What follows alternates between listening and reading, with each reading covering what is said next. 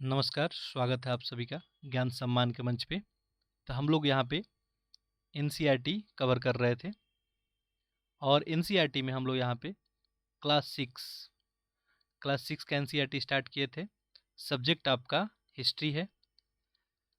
इस क्रम में हम लोग यदि ध्यान देंगे तो 5 यूनिट कवर कर लिए हम लोग। पहला जो है क्या, कब, कहाँ और कैसे, आरंभिक मानव की खोज में, और तीसरा है भोजन संग्रह से उत्पादन तक, चौथा है आरंभिक नगर, और पांचवा क्या बताती है हमें किताबें और खबरें। तो इतना हम लोग कवर कर चुके हैं। आज हम लोग देखेंगे राज्य, राजा और एक प्राचीन गणराज्य। काफ़ी इंपॉर्टेंट टॉपिक है, तो इसे आज हम कवर करेंगे। जो लोग भी इस लेक्चर पे अभी नए होंगे, ये लेक्चर पहली बार देख रहे होंगे, तो वो लोग ये सारे लेक्चर जाके आप देख लेंगे। आपको पता चलेगा कि आखिर एनसीईआरटी जो है क्यों इम्पोर्टेंट है। आप इस लेक्चर को ज़रूर देखेंगे। यदि आप कोई भी काम कर रहे हैं, ठीक है, तो आप सीक्वेंस ज़रूर मेंटेन रखें, तभी आपको जो है आउटपुट जो है सही तरीके से मिलेगा। यदि आप सीक्वेंस ब्रेक करते हैं तो आउटपुट जो है आपको आधा अधूरा ही मिलेगा। तो बिल्कुल आप सीक्वेंस में देखें, ठीक है। ये किताब जो है बहुत मेहनत से लिखी गई है, काफ़ी सारे लोग मिलकर रिसर्च करके लिखे हैं। तो हमारे पास जो है एक क्या है, एक अपॉर्चुनिटी है कि इस किताब का हम लोग लाभ उठाएं और अपने ज्ञान का जो है स्तर को ऊंचा उठाने का काम करें। इस चैनल पे जो है आप सभी के लिए और सारी भी चीज़ यहाँ पे अवेलेबल हैं। जैसे इसके पैरेलल में ही यहाँ पे आपको करंट अफेयर चल रहा है। ये आपको प्रतियोगिता दर्पण से बिल्कुल डेप्थ में करंट अफेयर कवर किया जा रहा है। तो चाहे आप प्री दे रहे हैं, मेंस दे रहे हैं, सारे के लिए बहुत ज़्यादा इंपॉर्टेंट है। इसको आप जाके देख सकते हैं, मैं लिंक जो है प्रोवाइड कर दूंगा। प्लेलिस्ट में आप जैसे ही जाएंगे इस चैनल पे तो आपको मिल जाएगा। इसके अलावा मैथमेटिक्स से रिलेटेड यहाँ पे लेक्चर अपलोड किए गए हैं। अर्थमेटिक पर्सन का वो भी जाके आप देख सकते हैं प्लेलिस्ट में, और फिजिक्स से भी रिलेटेड लेक्चर अपलोड है, तो ये सब आप जाके प्लेलिस्ट में देख सकते हैं। चलिए हम लोग स्टार्ट करते हैं। चैनल को जो है आप सभी अधिक से अधिक लोगों तक पहुंचाएं, क्योंकि हमारा जो टारगेट है कि अधिक से अधिक लोग जो अब कंसेप्ट से वंचित ना रह पाए। चूँकि हमें पता है कि विद्यालय का क्या स्थिति है आजकल और शिक्षा का क्या स्थिति है, ठीक है। शिक्षा है, बट क्वालिटी एजुकेशन के नाम पे जो है, अगर क्वालिटी की हम लोग बात करेंगे तो क्वालिटी के नाम पे जो है यदि हम 0 मार्क्स दें तो बिल्कुल ही सही उचित ठहरेगा, क्योंकि क्वालिटी ऑफ एजुकेशन के नाम पे भी कुछ है नहीं। तो इसलिए बहुत सारे बच्चों का क्या होता है, बेसिक ही क्या होता है, वीक हो जाता है, और अब कोई भी कंपटीशन की तैयारी करने जाते हैं तो इसका भरपाई कर पाना आपके लिए बहुत मुश्किल होता है। इसलिए सीरीज चलाया जा रहा है, चाहे आप कोई भी तैयारी कर रहे हैं, यूपीएससी का तैयारी कर रहे हैं, या कोई भी स्टेट पीसीएस देना चाहते हैं, या आप ईपीएफओ का भी फॉर्म आया हुआ है, ठीक है। जो भी आप एग्ज़ाम देंगे वहाँ पे ये काफ़ी महत्वपूर्ण जो है साबित हो सकता है। तो आप सभी जो है इस लेक्चर को एक सीक्वेंस, एक वेल मैनर में देखें, और कोई भी यदि आपको प्रॉब्लम आ रही है तो कमेंट्स बॉक्स में ज़रूर लिखेंगे। तो चलिए हम लोग देखते हैं राज्य, राजा और एक प्राचीन गणराज्य। इससे पहले एक मैं आपको बात बता दूं कि फर्स्ट लेक्चर में मैंने आपको बताया था कि आप जब भी देख रहे हैं तो एक जो है कॉपी पेन जरूर लेके बैठेंगे, ठीक है। इससे क्या होगा कि जब भी मैं कोई आपको पॉइंट बता रहा हूँ, हाईलाइट कर रहा हूँ, तो उसे नोट करते जाएंगे। इससे आपका एक शॉर्ट नोट्स जो है रेडी हो जाएगा, जो लास्ट टाइम एग्जाम प्रिपरेशन में काफ़ी हेल्प होता है। एक रिवीजन पर्पज से आप यूज कर सकते हैं। साथ साथ कोई भी पॉइंट यदि बताया जाता है, कुछ मैं यहाँ पे क्वेश्चन आपको लिखने के लिए एक्स्ट्रा भी देता हूँ किताब के अलावा, तो उसको ज़रूर लिखेंगे। इससे क्या होगा, आपका आंसर राइटिंग जो है आपको पता भी नहीं चलेगा, और कब आप आंसर राइटिंग अच्छा करने लगेंगे, ठीक है। तो आंसर राइटिंग बहुत बड़ी समस्या होती है। बहुत सारे लोग का क्वेश्चन है मेरे से कि आंसर राइटिंग कैसे करें, हमारा दिमाग ही बिल्कुल ब्लैंक हो जाता है, क्या लिखे ना लिखे। तो आप छोटे छोटे क्वेश्चन से लिखना स्टार्ट करें, फिर आप बड़े बड़े क्वेश्चन भी इजिली कर लेंगे। चलिए तो देखिए, चैप्टर है आपका राज्य, राजा और एक प्राचीन गणराज्य। अच्छा, जिनको भी लेक्चर स्लो लग रहा होगा वो लोग लेक्चर फास्ट करके सुन सकते हैं। यूट्यूब आपको ऑप्शन देता ही है, जहां आप कंफर्टेबल महसूस करें आप सुन सकते हैं। तो हमारा चैप्टर है राज्य, राजा और एक प्राचीन गणराज्य। क्वेश्चन यहाँ पे ये है, चुनाव के दिन शंकरन, यहाँ पे एक बालक है, देख सकते हैं। शंकरन उठा तो उसने देखा कि उसके नाना नानी वोट डालने जा रहे थे। दरअसल वो चुनाव केंद्र पे सबसे पहले पहुंचना चाहते थे। शंकरन जानना चाहता था कि आखिर वो इतने उत्साहित क्यों थे। उसके नाना जी ने उसे जल्दी में समझाने की कोशिश की और कहा, आज हम अपने शासकों का चुनाव करने जा रहे हैं। अब संस्करण का जो है डायरेक्ट इस आंसर से तो कंसेप्ट क्लियरिटी हुई नहीं होगी कि वो शासक का चुनाव कैसे करने जा रहे हैं, बट ये यूनिट पढ़ने के बाद आप सभी को क्लियर हो जाएगा कि शासक को हम ही लोग चुनते हैं लोकतंत्र में, ये गणतंत्र में शासन का जो शासक का चुनाव होता है वो जनता द्वारा होता है। ठीक है, अब देखते हैं। पहला क्वेश्चन है, कुछ लोग शासक कैसे बने हैं? कुछ लोग शासक कैसे बने? लगभग 50 वर्षों से हम अपने शासकों का चुनाव मतदान के जरिए करते आ रहे हैं, लेकिन बहुत पहले लोग शासक कैसे बनते थे? अच्छा क्वेश्चन है। अभी तो आपको पता है कि हम लोग मतदान करते हैं, ठीक है, जिनके पक्ष में ज़्यादा मत होता है वही लोग क्या होते हैं, विजयी होते हैं, और शासक या प्रधानमंत्री जो भी लोकतंत्र में ये लोग बनते हैं। लेकिन पहले कैसे होता था? हमने अध्याय 5 में क्या देखा था, 5 में हम लोग पढ़े थे कि कुछ राजा संभवतः जो है जन यानी लोगों द्वारा चुने गए होते थे। कबीलों की मैं बात कर रहा हूँ। कबीले में लोग क्या करते थे, जो भी कुशल और योद्धा होता था, जो उनका संरक्षण कर सकता था, उन्हें ही वो लोग राजा चुनते थे। राजा वंशानुगत नहीं होता था उस टाइम।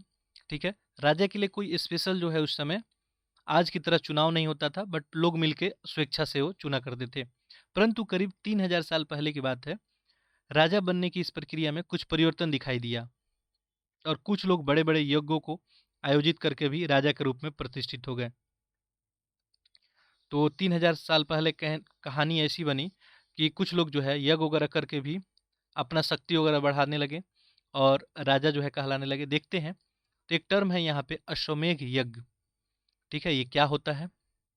अश्वमेघ यज्ञ एक ऐसा आयोजन था, इसमें एक घोड़े को जो है राजा के लोगों की देखरेख में स्वतंत्र विचरण के लिए छोड़ दिया जाता था। ठीक है, तो एक घोड़ा होता था और राजा के लोगों को देखरेख में उसे स्वतंत्र रूप से छोड़ दिया जाता था। आप टीवी सीरियल में इसे ऑब्जर्व किए होंगे, देखे होंगे। इस घोड़े को किसी दूसरे राजा ने रोका तो उसे वहां अश्वमेघ यज्ञ करने वाले राजा से लड़ाई करनी पड़ती थी। यदि कोई राजा रोकता है तो उसे लड़ाई करनी पड़ती थी। यदि घोड़े को जो है जाने दिया तो इसका मतलब ये होता था कि अश्वमेघ यज्ञ करने वाला जो राजा है उनसे ज़्यादा शक्तिशाली है। क्लियर है? यानी जिनका जो है जो अश्वमेघ यज्ञ कर रहे हैं वो ज़्यादा शक्तिशाली हैं। इसके बाद जो है उन राजाओं को यज्ञ में आमंत्रित किया जाता था और यह यज्ञ विशिष्ट जो है पुरोहितों द्वारा संपन्न किया जाता था। इसके लिए उन्हें उपहारों से भी सम्मानित किया जाता था। अश्वमेघ यज्ञ करने वाला राजा बहुत शक्तिशाली माना जाता था। यज्ञ में आमंत्रित सभी राजा उसके लिए उपहार लाते थे। जो भी छोटे मोटे राजा होते थे वो इनके लिए उपहार लाते थे और इन सभी आयोजनों में राजा का मुख्य स्थान होता था। उसे राज सिंहासन या बाघ की खाल के एक विशेष आसन पे बिठाया जाता था। युद्ध क्षेत्र में राजा का सारथी ही उसका सहचर होता था।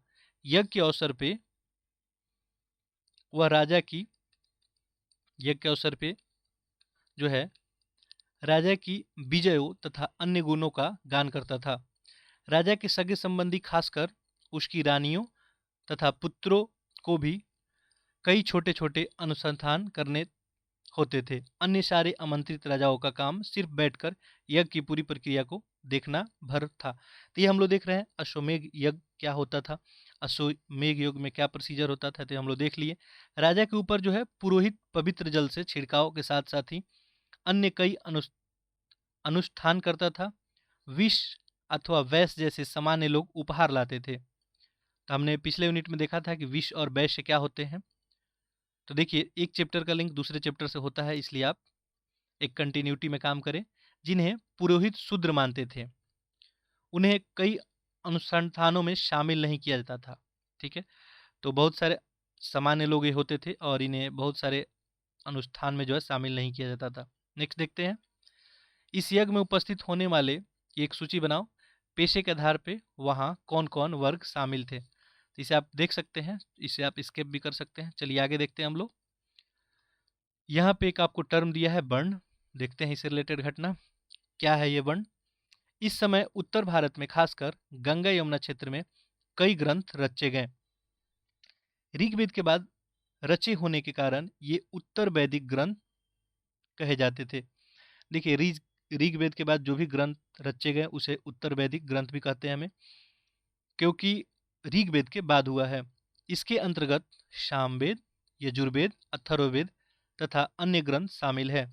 यानी ऋग्वेद के बाद आपका आ जाएगा सामवेद, यजुर्वेद और लास्ट में अथर्ववेद की रचना की गई। पुरोहितों द्वारा रचित इन ग्रंथों में विभिन्न प्रकार के अनुष्ठान और उनके संपादन की विधियां बताई गई है। इनमें सामाजिक नियमों के बारे में भी बताया गया है। ये हम लोग चारों वेद की बात कर रहे हैं। उस समय समाज में कई समूह थे, जिनमें पुरोहित, योद्धा, कृषक, पशुपालक, व्यापारी, शिल्पकार, श्रमिक, मछली पकड़ने वाले तथा जंगल में रहने वाले लोग शामिल थे। तो ये उस समय का सामाजिक स्थिति थी। एक पुरोहित हुआ करता था, एक योद्धा हुआ करता था, कृषक भी थे, पशुपालक थे, व्यापारी थे, शिल्पकार थे, श्रमिक थे। आज भी हमारा समाज का स्थिति आप देख सकते हैं, आज समाज में कौन कौन है।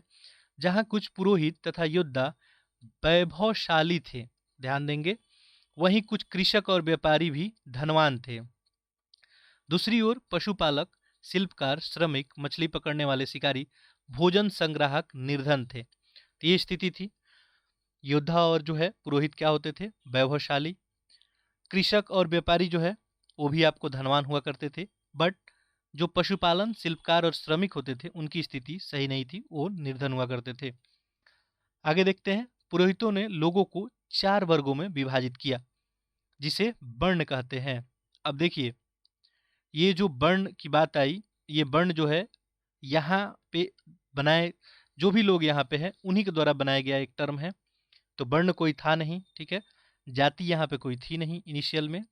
तो ये जाति और वर्ण जो भी बना है ये सब यहीं के द्वारा हमारे जो है पूर्वज जो है उन्हीं में से कुछ लोगों के द्वारा बनाया गया है। तो ध्यान देंगे, पुरोहित लोग क्या किए, 4 भागों में विभाजित कर दिए हमारे समाज को, और जिसे वर्ण नाम दिया गया। उनके अनुसार प्रत्येक वर्ण के अलग अलग कार्य निर्धारित किए गए। पहला वर्ण जो है ब्राह्मण का था। उनका काम था वेदों का अध्ययन या अध्यापन और यज्ञ कराना, जिसके लिए उन्हें उपहार मिलता था। दूसरा स्थान शासकों का था, जिन्हें क्षत्रिय कहा जाता था। उनका काम युद्ध करना और लोगों की रक्षा करना था। तीसरा स्थान विष या वैश्य थे। इनमें कृषक, पशुपालक, व्यापारी आते थे। क्षत्रिय और वैश्य दोनों को ही यज्ञ करने का अधिकार प्राप्त था। वर्णों में अंतिम स्थान शूद्र का था। यानी 4 वर्ण हो गए, ब्राह्मण, क्षत्रिय, वैश्य और शूद्र। इनका काम अन्य तीनों वर्णों का सेवा करना था, ठीक है। शूद्र का काम सेवा करना था। इन्हें कोई अनुसंधान करने का अधिकार नहीं था। प्रायः औरतों को भी शूद्र के समान माना गया। महिलाओं और शूद्रों को वेदों के अध्ययन का अधिकार नहीं था। तो आप देख सकते हैं कैसा उस समय का सामाजिक स्थिति थी, ठीक है। आप कुछ लोगों को उस समय के सामाजिक स्थिति पे जो है कुछ गुस्सा भी आ रहा होगा, बट यही सामाजिक स्थिति था। देखिए एक्चुअली कहानी क्या था, मैं थोड़ा सा आपको बता दूं। ऋग वैदिक काल में जो है, ऋग वैदिक काल में मैं बात करूं, बाकी हम लोग आगे डिटेल में बात करेंगे, परेशान नहीं होना है। ऋग वैदिक काल में जो है ये वर्ण जो है ये उतना उभरा नहीं, लेकिन जैसे ही उत्तर वैदिक काल आया तो वर्ण सब ज़्यादा हावी होने लगा। और इसके बाद जो है ये आप देखेंगे तो वर्ण जो है इतना इसका व्यापक प्रसार हुआ कि ये हमारे समाज का आज जो है, आप सभी को पता है कि समाज में यदि विषमता है, ठीक है, समाज में आज एक ही समाज में इतने अंतर देखने को मिलता है हमें, ठीक है, और एक दूसरे के प्रति यदि नफरत देखने को मिलता है तो इसका वजह वर्ण ही है। यदि वर्ण ना होता तो आज जो है हमारे में समानता देखने को मिलता। खैर, कहने का मतलब मेरा ये है कि उत्तर वैदिक काल आते आते जो है वर्ण जो है पूरी तरह से हावी हो गया। और अब जो है इससे पहले यदि हम लोग बात करें तो कर्म के अनुसार ही जो है, कर्म के अनुसार जो है, वर्ण नाम का तो कोई शब्द नहीं था, लेकिन कर्म के अनुसार उस व्यक्ति को जाना जाता था। यानी एनसीईआरटी में एक लाइन भी लिखा हुआ है कि जैसे मैं बताऊं एक एग्जाम्पल के लिए, कि एक ही घर में पिता जो है, मान लीजिए पिता जो है मिट्टी का काम करता है, पुत्र जो है लोहे का काम करता है, ठीक है, एक जो है उसका लड़का जो है कृषि का काम करता है। इसका मतलब पहले जो है आपको कोई जाति निर्धारित नहीं की गई थी, ठीक है, और एक ही घर में एक ही वर्ग में तरह तरह के लोग काम करते थे। आगे चल के आपको कहानी समझ में आ जाएगी।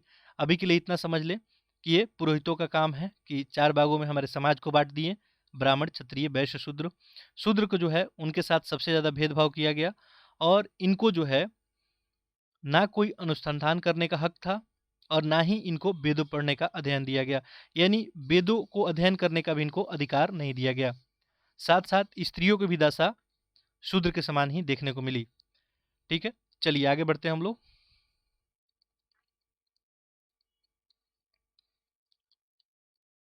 तो यदि आप वेदों का अध्ययन करेंगे, आप ऋग्वेद काल के पढ़ेंगे, तो आपको जो है आपके दिमाग से जो है जातिवाद का जो कुछ-कुछ लोगों के दिमाग में जातिवाद बहुत हावी होता है, तो वो कम हो जाएगा। आप डिटेल में पढ़ेंगे, मैं उसको आगे डिटेल में बताऊँगा। अभी जितना एनसीईआरटी है, हम फैक्चुअल थोड़ा-सा रह रहे हैं, क्योंकि यदि ज़्यादा एक्सप्लेन हम लोग यहाँ पे करेंगे तो टाइम ज़्यादा लगेगा और आगे भी हम इसके ऊपर बात करने वाले हैं, तभी हम एनसीईआरटी पे ही रहते हैं। देखें, पुरोहितों के अनुसार सभी वर्णों का निर्धारण जन्म के आधार पे होता था। ध्यान देंगे, अब इससे पहले जन्म के आधार पे कोई बात नहीं थी, लेकिन पुरोहित अब क्या यहाँ पे दे दे रहे हैं कंसेप्ट कि जन्म के आधार पे जो है वर्णों का निर्धारण होगा। उदाहरण के तौर पे ब्राह्मण माता पिता का संतान जो है ब्राह्मण ही कहलाएगा। बाद में कुछ लोगों को अछूत माना गया। अछूत वर्गों में कुछ शिल्पकार थे, शिकारी थे, भोजन संग्राहक शामिल थे। साथ ही इनमें वे लोग भी आते थे जो शव को दफनाने और जलाने का काम करते थे। इन लोगों का संपर्क अपवित्र माना जाता था। तो देखिए, एक अछूत वर्ड भी हमारे समाज में नया इंट्रोड्यूस हो गया। ठीक है, और अछूत वर्ग जो है में आते थे शिल्पकार, शिकारी, भोजन संग्राहक और दफनाने और जलाने के काम करने वाले व्यक्ति। इन्हें अपवित्र माना जाता था। ठीक है, तो स्थिति जो है अच्छी नहीं थी, हमारी सामाजिक स्थिति। एक शुद्रा मूवी आप जाके देख सकते हैं। ठीक है, देखिए नेक्स्ट देखते हैं। कुछ लोगों ने ब्राह्मणों द्वारा बनाई गई इस वर्ण व्यवस्था को स्वीकार नहीं किया। कुछ राजा स्वयं को पुरोहितों से जो है श्रेष्ठ मानते थे। कुछ लोग जन्म के आधार पे वर्ण निर्धारण नहीं मानते थे। इसके अतिरिक्त कुछ लोग व्यवसाय के आधार पे लोगों के बीच भेदभाव उचित नहीं समझते थे, जबकि कुछ लोग चाहते थे कि अनुष्ठान संपन्न कराने का अधिकार सबका हो। आखिर ये केवल ब्राह्मणों को क्यों हो? कई लोगों ने छुआछूत की जो है आलोचना की और इस उपमहाद्वीप में पूर्वोत्तर क्षेत्र में जैसे इलाके में सामाजिक आर्थिक असमानता बहुत कम थी। यहाँ पुरोहितों का प्रभाव बहुत ही सीमित था। लोगों ने वर्ण व्यवस्था का विरोध क्यों किया? आपके पास जो है क्वेश्चन है, इसका आंसर करेंगे। आप आंसर अब जो है करने में एबल होंगे बिल्कुल, कि लोग जो थे वर्ण व्यवस्था का आखिर विरोध क्यों किए, बताएं आप। ठीक है, तो यहाँ पे हम लोग देखें वर्ण के बारे में, वर्ण व्यवस्था के बारे में, और आगे हम लोग इसको डिटेल में देखेंगे। अभी के लिए इतना ही। चलिए आगे देखते हैं हम लोग। आगे एक टर्म दिख रहा है आपको, जनपद। ठीक है, जनपद क्या होता है देखिए, ध्यान देंगे। महायज्ञों को करने वाले राजा अब जन के राजा न होकर जनपदों के राजा माने जाने लगे। एक्चुअली में क्या था, छोटे छोटे कबीले थे। ठीक है, कबीले, बहुत सारे कबीले मिले, जन बन गया। ठीक है, और यही जन जब बड़ा हो गया तो इसे हम जनपद कहने लगे। ठीक है, तो कहानी सिंपल सी है कि जो महायज्ञ कराने वाला राजा था, क्योंकि महायज्ञ या सोमेग यज्ञ जैसे यज्ञ कराते थे वो लोग, वो राजा क्या था, अब जन का राजा ना होकर जनपदों का राजा हो गया, क्योंकि बहुत सारे राजा उसके अंडर में आ जाते थे। जनपद का शाब्दिक अर्थ होता है जन के बसने की जगह। कुछ महत्वपूर्ण जनपद मानचित्र 4 में पृष्ठ संख्या 57 में दिखाए गए हैं। ठीक है, तो आइए इसे हम देख लेते हैं। हम लोग पहले भी इसको देखे हुए हैं, एक बार इसे हम फिर देख लेते हैं।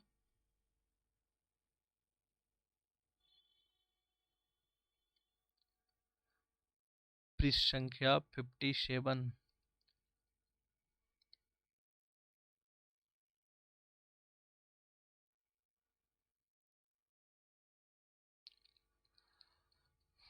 एक्चुअली में अभी ये इमेज आ नहीं रहा है, तो चलिए हम लोग कुछ देर बाद इस इमेज पर लौटेंगे।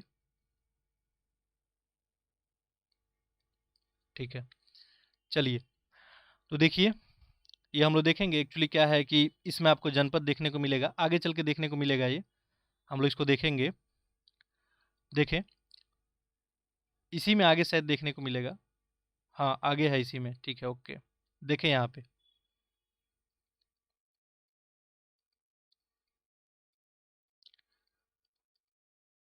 देखें यहाँ पे, तो ये मानचित्र में जो है आप देखेंगे तो कुछ महत्वपूर्ण जनपद है, महाजनपद है और नगर है। ठीक है, तो इसमें बहुत सारे नगर हैं, महाजनपद हैं, ये सब आपको मानचित्र में दिखाए गए हैं। ठीक है, जैसे यहाँ पे आप देखेंगे तो यहाँ पे देखें मगध आपको दिख रहा है। ठीक है, अंग दिख रहा है, ध्यान देंगे। इसके अलावा देखें ये हस्तिनापुर, कौशल, ठीक है, गंधार, अवंती, ठीक है, ये सब आपको इमेज में दिख रहे हैं। चलिए हम इस पे लौटेंगे। तो कहानी ये है कि कुछ महत्वपूर्ण जनपद जो है मानचित्र 4 में दिखाए गए हैं। ऐसे उस समय जो है 16 महाजनपद थे। देखें, पुरातत्वविदों ने इन जनपदों के कई बस्तियों को खुदाई की। दिल्ली का पुराना किला, उत्तर प्रदेश के मेरठ के पास हस्तिनापुर और एटा के पास अंतर रंजी खेड़ा इनमें प्रमुख है। खुदाई से पता चला है कि लोग झुपड़ियों में रहते थे और मवेशियों तथा अन्य जानवरों को पालते थे। वे जो है चावल, गेहूं, धान, जौ, दालें, गन्ना, तिल तथा सरसों जैसी फसलें उगाते थे। नेक्स्ट दे रहा है आपको, क्या इस सूची में तुम्हें किसी ऐसे फसल का नाम मिला जिसका उल्लेख अध्याय 4 में नहीं है? अब जो भी हम लोग 4 में पढ़े हैं, ठीक है, उसके अलावा यहाँ पे एक्स्ट्रा आपको कोई मिला क्या फसल? ठीक है, तो आप देखेंगे। चलिए आगे देखें। लोग मिट्टी के बर्तन भी बनाते थे। इनमें कुछ धूसर और कुछ जो है लाल रंग के होते थे। इन पुरास्थलों में कुछ विशेष प्रकार के बर्तन मिले हैं जिन्हें हम चित्रित जो है धूसर पात्र भी के रूप में जानते हैं। जैसा कि इनके नाम से ही स्पष्ट है, इन बर्तनों पे चित्रकारी की गई है। ये आमतौर पे सरल रेखाओं और ज्योमेट्री आकृति के रूप में है। यहाँ पे आप देख सकते हैं। ठीक है, यहाँ पे देखें, चित्रित जो है धूसर पात्र है। इस तरह के पात्रों में ज़्यादातर थालियाँ और कटोरियाँ भी मिली है। ये पात्र बहुत ही पतली सतह के, सुंदर और चिकने होते थे। शायद इसका प्रयोग खास मौके पे महत्वपूर्ण लोगों के भोजन परोसने के लिए किया जाता होगा। यहाँ पे आप इमेज में देख सकते हैं। देखें, तो ये जो है इस तरह का पात्र हमें मिला है। ठीक है, इस पे आप देखेंगे तो ये आपको पेंटिंग भी किया हुआ है, ध्यान देंगे तो। ठीक है, ये पेंटिंग भी किया हुआ है। चलिए आगे बढ़ते हैं हम लोग। नेक्स्ट देखते हैं। अब हम नेक्स्ट देखते हैं महाजनपद क्या है। महाजनपद के बारे में थोड़ा देखते हैं। देखिए, करीब 2500 साल पहले कुछ जनपद अधिक महत्वपूर्ण हो गए। इन्हें जो है महाजनपद कहा जाने लगा। मानचित्र 4 में कुछ महाजनपदों को दिखाया गया है। अधिकतर महाजनपद की एक राजधानी होती थी। कई राजधानियों में किलेबंदी की गई थी, अर्थात इनके चारों ओर लकड़ी, ईंट या पत्थर की ऊंची दीवारें बनाई गई थी। अब देखिए, जैसे मान लीजिए ये कोई जनपद का जो है कोई एक शासक का जो है घर हो गया, तो इस स्थान के चारों ओर जो है क्या किया जाता था, इसको ऊंची ऊंची जो है पत्थर और लकड़ियों के हेल्प से इसको क्या किया जाता था, किलेबंदी किया जाता था। यानी इस हाउस को जो है सेफ किया जाता था। ठीक है, तो ऐसे उस समय कुछ स्थिति था। ठीक है, तो महाजनपद के बारे में हम लोग देख रहे हैं। चलिए आगे देखते हैं। ऐसा क्यों होता था? ऐसा लगता है कि लोगों ने अन्य राजाओं के आक्रमण से डरकर अपनी सुरक्षा के लिए इन किलों का निर्माण किया। कुछ राजा अपनी राजधानी के चारों ओर विशाल, ऊंची और प्रभावशाली दीवार जो है खड़ी करके अपनी जो है समृद्धि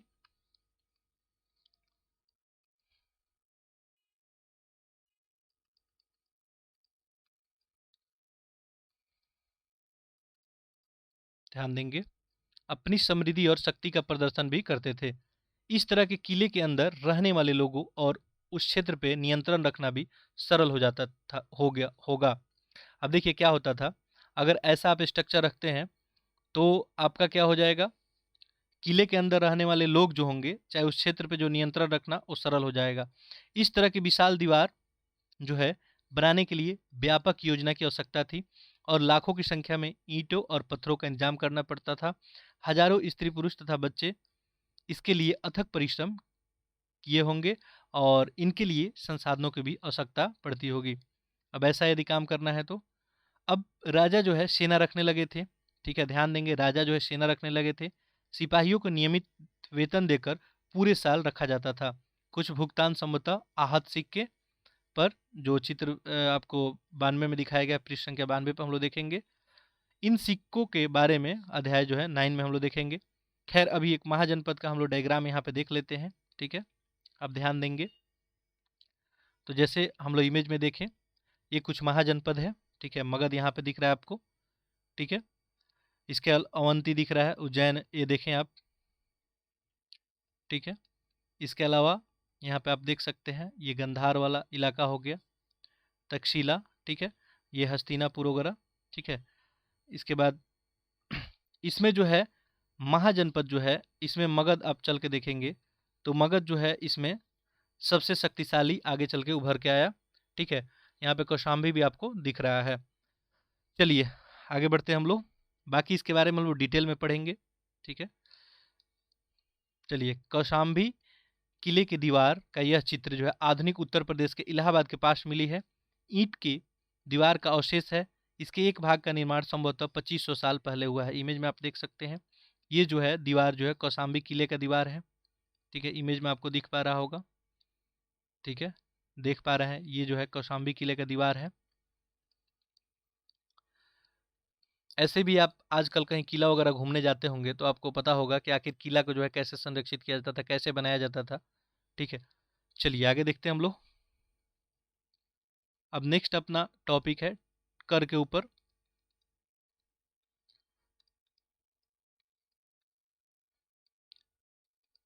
कर यानी टैक्स की बात की जा रही है। महाजनपद के राजा जो है विशाल किले बनवाते थे और बड़ी सेना भी रखते थे। अब बताइए, विशाल किला बनवाना है उनको और सेना भी रखना है, ठीक है। तो खर्च इसमें पैसे बहुत सारे कहाँ से आएंगे, तो इसके लिए उन्हें प्रचुर संसाधनों की आवश्यकता होती थी और इसके लिए उन्हें कर्मचारियों की भी आवश्यकता होती थी। अतः महाजनपदों के राजा के लोग के द्वारा समय समय पर लाए गए उपहारों पे निर्भर न रह के अब नियमित रूप से कर वसूलने लगे। चूंकि सैनिक भी नियमित रूप से रखने लगे तो कंटिन्यू जो है उनका खर्च होगा, इसलिए यहाँ पे नया सिस्टम डेवलप हुआ और हुआ टैक्स का। आज भी आपको पता ही है हमारे देश में जो है, हमारा देश जो है आज भी टैक्स से ही चलता है, ठीक है। तो देखिए, फसलों पे लगाए गए कर सबसे महत्वपूर्ण थे क्योंकि अधिकांश लोग उस समय कृषक थे, ठीक है। आज जो है स्थिति बदल गई है। आज हमारा जो है जीडीपी में जो है आप देखेंगे जनरली 3 सेक्टर होता है, एक प्राइमरी, सेकेंडरी और टर्शियरी। तो सबसे ज़्यादा जो है देखेंगे तो सेकेंडरी और टर्शियरी पे ही निर्भरता है, प्राइमरी पे यहाँ पे कम निर्भरता है। लेकिन उस समय की स्थिति कैसी थी, प्राइमरी सेक्टर में कृषि आता है, कृषि पे ही अधिक निर्भरता थी। तो उपज का जो है 1/6वां हिस्सा टैक्स के रूप में निर्धारित किया जाता था और इस टैक्स को हम लोग भाग बोलते थे, याद रखेंगे। जो टैक्स होता था उसको क्या बोलते थे, कर को भाग नाम से जानते थे और ये 1/6 हिस्सा रखा जाता था। 1/6 का मीनिंग क्या हुआ, यानी टोटल 6 में आपको एक हिस्सा टैक्स देना है। कारीगरों के ऊपर भी कर लगाए गए जो प्रायः श्रम के रूप में चुकाए जाते थे, जैसे कि एक बुनहर, लोहार और सुनार को देखेंगे यहाँ पे तो कारीगरों के ऊपर भी टैक्स लगाया जाता था। यहाँ पे बुनकर को देखेंगे, लोहार है, सुनार है, इनको राजा के लिए जो है महीने में 1 दिन काम करना पड़ता था, यानी केवल जो है राजा का काम करेंगे और टैक्स का जो काम कर रहे हैं वही उनका टैक्स हो जाता था। पशुपालकों को जानवरों या उनके उत्पाद के रूप में कर देना पड़ता था। तो जो भी पशुपालक होते थे, ठीक है, जानवर या उसके उत्पाद के रूप में टैक्स देना पड़ता था। व्यापारियों को सामान खरीदने बेचने पे कर देना पड़ता था। आखेटकों तथा संग्राहकों को जंगल से प्राप्त वस्तुओं देनी होती थी। तो सारे लोग यहाँ पर टैक्स दे रहे हैं डिफरेंट डिफरेंट फॉर्म में, ठीक है।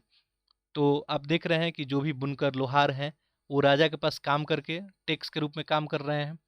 उसके अलावा पशुपालक और जानवर जो भी है, जानवर या उसके उत्पाद जो है उसके रूप में कर देते हैं। व्यापारी लोग जो है सामान खरीदते बेचते हैं तो टैक्स देते हैं। कृषक लोग जो है अपने उपज का 1/6 हिस्सा वो भी टैक्स देते हैं। आखेटक और खाद्य संग्राहक, तो आज भी यही सिस्टम है। चलिए आगे बढ़ते हैं हम लोग। आज जो है रूप वही है, ठीक है, यानी टैक्स अभी भी लगता है, फॉर्म उसका अलग हो गया है। देखिए, आखेटक और खाद्य संग्राहक राजाओं को जो है क्या देते होंगे। अब यहाँ क्वेश्चन आपसे पूछा है कि बताइए आखेटक और खाद्य संग्राहक राजाओं लोगों को क्या देते होंगे। यहीं पे आप उत्तर देख रहे हैं इसका, कि ठीक है, आप बताएंगे, इसका उत्तर लिखेंगे। चलिए आगे देखते हैं हम लोग। कृषि में परिवर्तन क्या है ये। इस युग में कृषि के क्षेत्र में 2 बड़े परिवर्तन आए। हल के फाल अब लोहे के बनने लगे थे।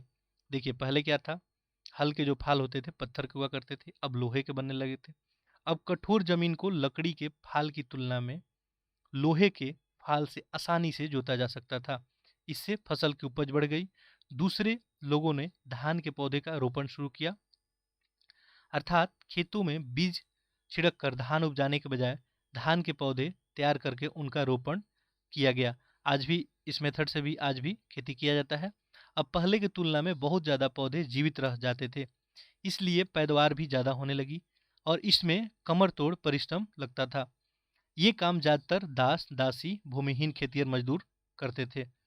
तो ये जो है खेती में परिवर्तन आया। कैसे परिवर्तन आया कि पहले जो है आपका हल जो है वो लकड़ी और पत्थर के जो हुआ करते थे, उससे पहले पत्थर फिर लकड़ी का इस्तेमाल हम करने लगे, लेकिन उससे कठोर जो है सतह की खुदाई नहीं हो पाती थी, तो लोहे का आविष्कार होने से ये आसान हो गया।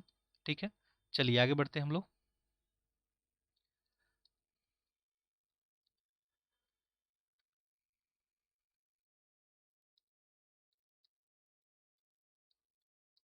नेक्स्ट आपको लिखा है सूक्ष्म निरीक्षण। मगध के बारे में थोड़ा देखते हैं। मानचित्र 4 में हम लोग मगध को देखे ही थे। लगभग 200 साल, ध्यान देंगे, लगभग जो है 200 सालों के भीतर मगध जो है सबसे महत्वपूर्ण जनपद बन गया। गंगा और सोन नदी, गंगा और सोन जैसी नदियां मगध से होकर बहती थी। तो यहाँ पे यातायात, जल वितरण, जमीन को उपजाऊ बनाने के लिए बहुत महत्वपूर्ण थी। तो मगध आखिर दिमाग में आपके आना चाहिए कि इतने सारे जनपद हैं, इसमें मगध जो है सबसे महत्वपूर्ण क्यों बन गया, आखिर मगध की क्या विशेषता थी। ठीक है, तो आप इसको सुनेंगे, समझेंगे, और अभी एक क्वेश्चन भी आप जो है आगे चल के लिखेंगे कि मगध जो है सबसे जो है महत्वपूर्ण क्यों बन गया उन 16 महाजनपदों में। आप अपना उत्तर लिखेंगे। देखें यहाँ पे, तो कहानी ये है कि पहला यहाँ पे देखेंगे गंगा और सोन नदी यहाँ पे अवेलेबल थी, जो मगध से होकर ही बहती थी। तो यातायात का साधन भी हो गया, जल वितरण भी हो गया, जमीन को उपजाऊ बनाने के लिए बहुत महत्वपूर्ण थी नदियों का होना। मगध का एक हिस्सा जंगलों से भरा था। इन जंगलों में रहने वाले हाथियों को पकड़कर और उन्हें प्रशिक्षित करके सेना में काम में लाया जाता था। ठीक है, यही नहीं, जंगलों से घर, गाड़ियां तथा रथ बनाने के लिए लकड़ी भी मिलती थी। इसके अलावा इस क्षेत्र में लौह अयस्क की भी खदानें थी, मजबूत औजार और हथियार बनाने के लिए बहुत उपयोगी थी। तो मगध का जो है शक्तिशाली बनना आप देख पा रहे हैं। एक जंगलों का होना, ठीक है, हाथियों के जंगलों में मिलना, यहाँ पे लौह अयस्क का मिलना। ठीक है, इसके अलावा आप देख सकते हैं गंगा और सोन जैसी नदियों का होना, जिससे यातायात और जल वितरण और जमीन उपजाऊ बनता था।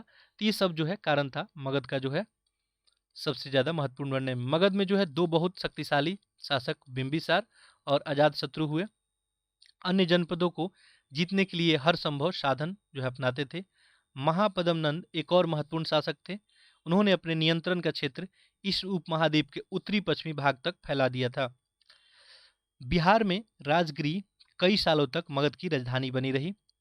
ठीक है, तो हम लोग जो है आपको मगध साम्राज्य पढ़ेंगे अलग से, वहाँ पे पूरे डिटेल में देखेंगे। अभी के लिए इतना देख ले कि मगध जो है बहुत शक्तिशाली बना। यहाँ पे बिंबिसार, अजातशत्रु जैसे शासक हुए। इसके अलावा महापद्म नंद जैसा भी आपको महान शासक हुए, जो अपना साम्राज्य को उत्तरी पश्चिमी भाग तक पहुंचा दिए। ठीक है, आप देख सकते हैं, यानी बात की जा रही है। ठीक है, यहाँ पे देखिए आप,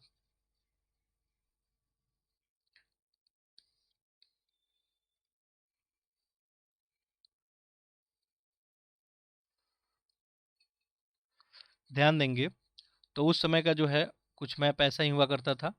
ठीक है, आज जो है उस समय पाकिस्तान भी ये सब हिस्सा हुआ करता था। तो यहाँ पे कुछ मगध है आपका। ठीक है, और ये आपका उत्तरी पश्चिमी क्षेत्र हो गया। ठीक है, ध्यान देंगे तो यहाँ तक जो है मगध का इम्पेक्ट था महापद्म नंद के साम टाइम पीरियड में। ठीक है, बाकी हम लोग आगे मैप से बिल्कुल अच्छे तरीके से देखेंगे, अभी के लिए थोड़ा सा देख ले आप। ठीक है, आगे देखते हैं। बिहार में जो है राजगिरी कई सालों तक जो है मगध की राजधानी बनी रही। बाद में जो है पाटलिपुत्र, आज का जो पटना है, वो राजधानी बनाया गया, लेकिन पहली राजधानी जो है राजगिरी ही थी। 2300 साल पहले से भी पहले की बात है। मेसोडोनिया मेसोडोनिया का राजा जो है सिकंदर विश्व विजय करना चाहता था। पूरी तरह सफल न होने पर भी वह मिस्र और पश्चिम एशिया के कुछ राज्यों को जीतता हुआ भारत उपमहाद्वीप में ब्यास नदी के किनारे तक पहुंच गया था। जब उसने मगध की ओर कूच करना चाहा तो उसके सिपाहियों ने इनकार कर दिया। वे इस बात से भयभीत थे कि भारत के शासकों के पास पैदल, रथ और हाथियों का बहुत बड़ी सेना थी। तो ये कुछ कहानी था उस समय का। इन सेनाओं और ऋग्वेद में उल्लेखित सेनाओं के बीच में तुम क्या अंतर पाओगे? देखिए, हम पहले दिन ही आपको स्टार्ट किए थे, बताए थे इतिहास क्या है आपको। ठीक है, तो इतिहास क्या है? समय के साथ जो बदलाव होता है। ठीक है, समय के साथ, इतिहास में हम लोग क्या पढ़ते हैं? समय के साथ बदलाव। ठीक है, ये बदलाव कैसा हो सकता है? सामाजिक हो सकता है, आर्थिक हो सकता है, धार्मिक हो सकता है। तो आपसे पूछ रहा है कि ऋग्वेद में जो सेना थे और अभी में जो सेना है, अभी जो हम लोग उल्लेखित कर रहे हैं, उनमें आप क्या अंतर पाएंगे? आप इसको लिखेंगे। ठीक है, कोशिश करेंगे इसका लिखने का। चलिए आगे देखते हैं हम लोग। नेक्स्ट देखते हैं हम लोग बज्जी के बारे में थोड़ा सा। बज्जी क्या है? देखिए, जैसा कि तुमने ऊपर पढ़ा, मगध एक शक्तिशाली राज्य बन गया था। उसके नज़दीक ही बज्जी राज्य था, जिसकी राजधानी वैशाली है। यहाँ एक अलग किस्म की शासन व्यवस्था थी, जिसे गण या संघ कहते थे। अब देखिए, जनरली क्या थी? बज्जी जो है एक संघ थी। ठीक है, बज्जी क्या था? एक संघ था। इसमें छोटे छोटे बहुत सारे जो है रीजन शामिल थे। ठीक है, तो यहाँ पे जो शासन व्यवस्था थी वो और सबसे अलग थी। कैसी शासन व्यवस्था थी? तो देखेंगे, एक गण जो है, देखेंगे तो गण या संघ में कई शासक होते थे। ठीक है, कभी कभी लोग एक साथ शासन करते थे, जिनमें से प्रत्येक व्यक्ति राजा कहलाता था। ये सभी राजा विभिन्न अनुष्ठानों को एक साथ संपन्न करते थे। सभाओं में बैठकर ये बातचीत, बहस और वाद विवाद के जरिए तय करते थे क्या करना है और किस तरह करना है। शत्रुओं के आक्रमण से निपटने के लिए वो मिलकर चर्चाएं करते थे। यानी जब, जैसे मैं बताया कि बज्जी जो है क्या है? एक संघ है। तो मान लीजिए इस इलाके में एक राजा हुआ, यहाँ पे एक राजा हुआ, यहाँ पे एक राजा हुआ, और ये सारे लोग मिलकर एक संघ बनाए थे, वो था आपका बज्जी संघ। तो यही लोग मिलकर आपस में जो है बात करते थे। ठीक है, यही सब आपको यहाँ बात लिखा हुआ है। शत्रुओं के आक्रमण से कैसे निपटेंगे, मिलकर वो चर्चा करते थे। स्त्री और दास और कमकर इन सभाओं का हिस्सा नहीं ले सकते थे। बुद्ध तथा महावीर जो है, इनके बारे में आगे हम लोग पढ़ेंगे। दोनों ही जो गण या संघ से संबंधित थे। बौद्ध साहित्य में संघ के जीवन का बहुत ही सजीव वर्णन मिलता है। तो गण जो है, गण शब्द की बात करें तो गण शब्द का प्रयोग कई सदस्यों द्वारा समूह के लिए किया जाता था। यानी एक समूह के लिए किया जाता था जिसमें कुछ सदस्य होते थे। संघ जो है, संघ का अर्थात संगठन या सभा होता था। ठीक है, चलिए आगे देखते हैं हम लोग। इसके बारे में आगे हम लोग डिटेल्ड में देखेंगे। बज्जी संघ, यह वर्णन दिग् निकाय से लिया गया है। दिग् निकाय एक प्रसिद्ध जो है बौद्ध का ग्रंथ है, जिसमें बौद्ध के कई व्याख्यान दिए गए हैं। इन्हें करीब 2300 साल पहले लिखा गया था। तो बज्जी संघ का वर्णन जो है बौद्ध धर्म का एक बुक है, किताब है, दिग् निकाय, इसी में दिया गया है। अजातशत्रु और बज्जी संघ का बारे में हम लोग थोड़ा सा देख लेते हैं। देखिए, अजातशत्रु बज्जी संघ पे आक्रमण करना चाहते थे। उन्हें अपने मंत्री वशाकर को बुद्ध के पास सलाह के लिए भेजा। बुद्ध ने उनसे पूछा कि क्या बज्जी सभाएं नियमित रूप से होती है तथा उनमें सभी सदस्य उपस्थित होते हैं। जब उन्हें पता चला कि ऐसा होता है तो उन्होंने कहा, बज्जीवासी तब तक उन्नति करते रहेंगे जब तक वे पूर्ण और नियमित सभाएं करते रहेंगे, आपस में मिलजुल कर काम करते रहेंगे, पारंपरिक नियमों का पालन करते रहेंगे, बड़ों का सम्मान, समर्थन और उनके बातों पे ध्यान देते रहे होंगे। ये बुद्ध का स्टेटमेंट था। अब देखिए, यहाँ पे कहानी आपको समझ में आया नहीं होगा कि आखिर जो है ये अजातशत्रु जो है बज्जी संघ पे आक्रमण की बात क्यों कर रहे थे। तो डिटेल में हम लोग आगे चल के देखेंगे। ठीक है, बज्जी संघ जो है पहले मगध में जो है, मगध के पास था। उसके बाद फिर मगध से जो है, देखिए कहानी ये था, बज्जी संघ पहले इंडिविजुअल था, फिर मगध के साथ आया। ठीक है, जब जो है हरेक वंश के संस्थापक जो है, इनके टाइम पीरियड में, बिंबिसार की मैं बात कर रहा हूँ, लेकिन फिर ये मुक्त हो गया था। तो फिर जो है अजातशत्रु को यहाँ पे हमला करना पड़ा था। ठीक है, इनको अपने अंदर में लेने के लिए। खैर, इसके ऊपर हम लोग अच्छे से चर्चा करेंगे। बज्जी महिलाओं के साथ जोर जबरदस्ती नहीं करेंगे और उन्हें बंधक नहीं बनाएंगे। ये देखिए, ये स्टेटमेंट जो है किसका स्टेटमेंट है, ध्यान देंगे तो ये स्टेटमेंट है, यहाँ पे पूछा जा रहा है कि अजातशत्रु बज्जी संघ पे आक्रमण करना चाहते थे। उन्हें अपने मंत्री वसाकर को बुद्ध के पास सलाह देने के लिए भेजा। अब बुद्ध उनसे पूछा कि क्या बज्जी सभाएं नियमित रूप से होती है। ठीक है, उनमें सभी सदस्य उपस्थित होते हैं। जब उन्हें पता चला कि ऐसा होता है तो उन्होंने कहा बज्जीवासी तब तक उन्नति करते रहेंगे जब तक क्या है, तो सभा जो है नियमित रूप से करते रहेंगे, आपस में मिलजुल कर रहेंगे, पारंपरिक नियमों का पालन करेंगे, बड़ों का सम्मान करेंगे। ठीक है। इसके अलावा बज्जी महिलाओं के साथ जोर जबरदस्ती नहीं करेंगे, उन्हें बंधक नहीं बनाएंगे, शहरों और गांवों में चैत्य का रख रखाव करेंगे, विभिन्न मतावलंबी संतों का सम्मान करेंगे और उन्हें आने जाने की कोई रोक नहीं लगाएंगे। बज्जी संघ के अन्य महाजनपदों से कैसे भिन्न था, कम से कम 3 जो है अंतर बताएं। अब देखिए जनपद तो और भी थे लेकिन बज्जी संघ उनसे अलग कैसे था, ठीक है, आपको बताना है। अभी आपने देखा था बज्जी संघ के बारे में कि कोई निर्णय लेना होता था तो सारे जो है राजा मिलकर करते थे। तो आप जो है उत्तर लिख सकते हैं, इसको उत्तर लिखेंगे। आगे देखें, कई शक्तिशाली राजा इन संघों को जीतना चाहते थे, इसके बावजूद उनका राज्य अब से लगभग 1500 साल पहले तक चलता रहा। उसके बाद गुप्त शासकों ने गण और संघ का विजय प्राप्त करने में उन्हें अपने राज्य में शामिल कर लिया। इसके बारे में हम लोग अध्याय 11 में देखेंगे। ठीक है, कुछ अन्यत्र जो है नॉलेज है, देखते हैं। एटलस में जो है उन यूनान और एथेंस को ढूंढना है आपको। 2500 साल पहले एथेंस के लोग एक शासन व्यवस्था का स्थापना किए जिसे प्रजातंत्र या गणतंत्र बोलते हैं। ये व्यवस्था लगभग 200 सालों तक चली। इसमें 30 साल से ऊपर के उन सभी पुरुषों का पूर्ण जो है नागरिकता प्राप्त थी जो दास नहीं थे। वहाँ एक सभा थी जो महत्वपूर्ण विषयों पर निर्णय लेने के लिए साल भर कम से कम 40 बार बुलाई जाती थी। इस सभा में सभी नागरिक भाग लेते थे। शासक के कई पदों पर नियुक्तियां लॉटरिया द्वारा की जाती थी। सभी नागरिकों को सेना और नौसेना में अपनी सेवाएं देनी होती थी। औरतों को नागरिक का दर्जा नहीं मिलता था। व्यापारी तथा शिल्पकारों के रूप में एथेंस में रहने वाले और काम करने वाले बहुत से विदेशियों को भी नागरिक अधिकार नहीं मिले थे। एथेंस में खद्यानों, खेतों, घरों और कार्यशालाओं में काम करने वाले दासों को भी नागरिक नहीं मिले थे। क्या एथेंस में वास्तव जनतंत्र था? अब देखिए, यहाँ पे आपसे बताया जा रहा था कि एथेंस में जो है एक ऐसा शासन व्यवस्था था जिसे प्रजातंत्र बोलते थे। अब प्रजातंत्र का डिफिनीशन आप सभी को पता ही है। यहाँ पे आप देख रहे हैं कि आपके सामने क्या बताया जा रहा है। ठीक है, कि ये जो खाद्यान्न, खेत, घरों में ये सब काम करने वाले दास ये नागरिक नहीं है। ठीक है, शिल्पकार को नागरिक यहाँ पे नहीं माना जा रहा है। ठीक है, तो ये सब आप औरतों को जो है नागरिक का दर्जा नहीं मिल रहा है। तो आप बताएं कि एथेंस जो है वास्तव में जनतंत्र था या नहीं था, और नहीं था तो क्यों था? ध्यान देंगे, आप इसका उत्तर लिखेंगे। क्या जो है एथेंस वास्तव में जनतंत्र था? अगर था तो क्यों था, और नहीं था तो क्यों था? ठीक है, चलिए आगे बढ़ते हैं हम लोग। तो यहाँ पे आपके लिए कुछ अब यहाँ पे काम है, देख लेते हैं इसको। एक यहाँ पे इमेजिनेशन आपको दिया है कि वैशाली के उस सभागार में तुम अंदर झांक रहे हो जहाँ मगध के राजाओं द्वारा आक्रमण का सामना करने के विषय पर चर्चा की जा रही है। तुमने क्या सुना? ठीक है, तो एक कल्पना है। आगे देखें, इसमें उपयोगी शब्द थे राजा, हमने शब्द सुना अश्वमेघ। अश्वमेध के बाद आपको वर्ण, जनपद, महाजनपद, किलेबंदी, सेना, कर, पौधारोपण, गण और संघ और प्रजातंत्र। तो ये टर्म आपको क्लियर होगा। ठीक है, आगे देखते हैं। ये आपको सही गलत जो है चुनना है, आप चुन सकते हैं। देखें, अश्वमेध मेध के जो घोड़े को अपने राज्य में गुजरने की छूट देने वाले राजाओं को यज्ञ में आमंत्रित किया जाता था। आपको बताना है सही है गलत है। राजा के ऊपर सारथी पवित्र जल का छिड़काव करता था। पुरातत्वविदों को जनपद की बस्तियों में महल मिले।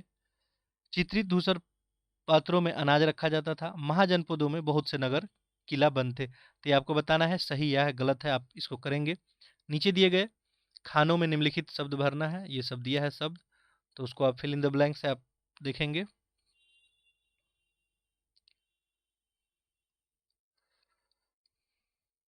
तो ये खाने दिए गए हैं।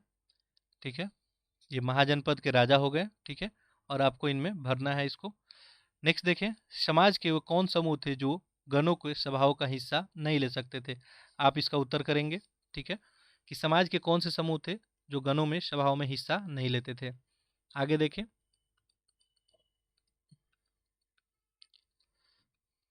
नेक्स्ट है, कुछ तिथियां यहाँ पे दी गई है। नए शासक लगभग 3000 साल पहले हैं। महाजनपद की बात 3000 साल पहले की है। सिकंदर का आक्रमण जो है दीघ निकाय के लेखन में हमको मिलता है। गण या संघ राज्यों का अंत जो है 1500 साल पहले हो गया। यहाँ पे देखेंगे कुछ क्वेश्चन है। महाजनपद के राजाओं के किले क्यों बनवाए? आप इसका उत्तर करेंगे, लिखेंगे इसको। देखिए छोटे छोटे क्वेश्चन आपको देखने में लग रहे हैं, एक दो लाइन में उत्तर यहाँ पे बनेंगे, या आप चाहें तो बड़े में उत्तर लिख सकते हैं, इसको जरूर लिखेंगे। यहीं से आपका आंसर राइटिंग जो है, स्किल जो है डेवलप होगा। तो महाजनपद के राजाओं ने किले क्यों बनवाए थे? हमने उत्तर देखा भी था इसका। आज के शासकों के चुनाव की प्रक्रिया जनपद के चुनाव से कैसे भिन्न थी? आपको बताना है। तो दोनों क्वेश्चन करेंगे।